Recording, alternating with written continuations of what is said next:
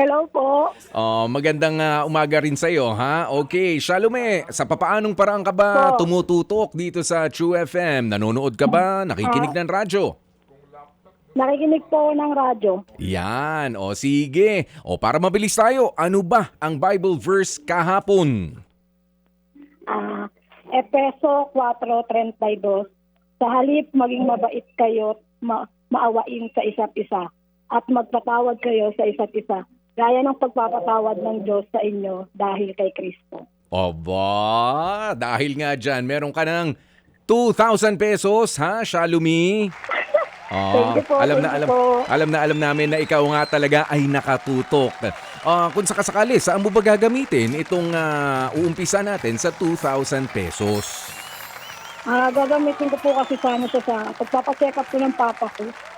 Anong diferensya ni Papa? Ano po kasi, inuubo po siya last year pa kasi hindi po namin siya napapacheck up kasi kulang po sa budget. Okay. Hanggang ngayon hindi nawawala yung ubo niya. Oo. Ito bang si Papa mo ay nasa bahay na lang o meron pang trabaho? Ano po sila, caretaker po sila ng mama ko sa sementeryo. Ilang taon na? Ilang taon na si Papa? 75 po. Ay, Okay. Si Papa mo may nararamdaman, hindi mo mapacheck up, 75 years Opo. old. Hindi ba kayo miyembro ng 4-piece? Hindi po, natanggal na po. Bakit? Hindi ka sumunod? Yung nanay ko po, yung member ng Corpus dati, pero tinanggal na po kasi sila eh. Okay. Si Papa mo, hindi ba siya, automatic naman kayong miyembro ng PhilHealth, ba't di mo dalhin sa ospital? Na-check up ko po siya sa center. Sa center lang po kasi kaso Oo. yung reseta po, hindi po namin nabibili yung reseta sa kanya kasi wala din pong pera. Kulang sa Oo. financial. Ano bang kailangan niyang gamot? Hindi ko pa po nandun po yung reseta sa bahay namin. Parang galit ka. Oo. Mahirap din bang basahin? Hindi po, hindi po. Hindi, joke lang. Joke lang. Mahirap Sige. kasing basahin, Manong, yung nasa reseta eh. Hindi, joke lang. Sige. Shalome, anong nickname mo, Iha? Siya po. Siya, okay. Siya ganito. Sige ha. Wala tayong problema dyan. 2,000, papadala namin. Pero gusto ko lang makilala si mama mo at si papa mo. Sila ba ay nakatira sa Opo. inyo o sa sementeryo? Sa amin po, kasama po namin sa bahay. Sige. Silang dalawa mismo, si mama mo at si papa mo. Okay. Opo. Sige.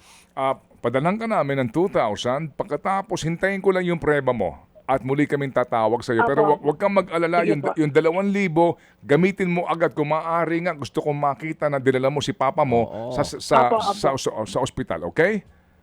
Apo. Sige. So, hindi ba tuberculosis yan? Ano bang Hindi ba symptoms? nakakahawa? Hindi pa po namin kasi nung dati din po, nagkasakit din po siya ng ganun. Sa Pero baga? nawala po. Tapos ngayon, ito na naman po. Sa baga ba yan? Sa baga? Opo, parang dati nagpalamat po yata yun. Parang nagkaroon ng stop. Sige. Spot. So baka tuberculosis yan, Iha, ha? Okay, sige. Opo. Sige, dali mo na kaagad siya sa pinakamalapit na ospital. Abangan mo yung 2,000, tapos muli kami tatawag, okay? Opo. Sige. Sige po. Shalom, salamat po, na marami thank you sa po. iyo at sa ating mga Happy Anonymous. Salamat anak, ha? Thank you very much. Bata pa ito, 33 anyos. Kaya nga. At Alright. meron na rin mga anak. Mga kapatid, brothers and sisters, saan ka pa? Dito na tayo sa totoo. Dito na tayo sa True FM. Mga kapatid, mag-subscribe and follow po kayo sa social media accounts ng True Network PH. Yan po kami. Hanapin nyo lang True Network PH, Facebook, Instagram, YouTube, TikTok, and podcast.